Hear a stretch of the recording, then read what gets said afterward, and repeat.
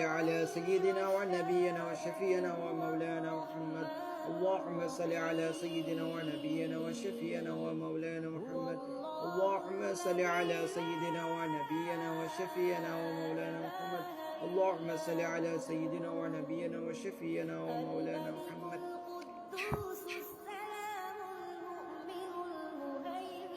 চকলেন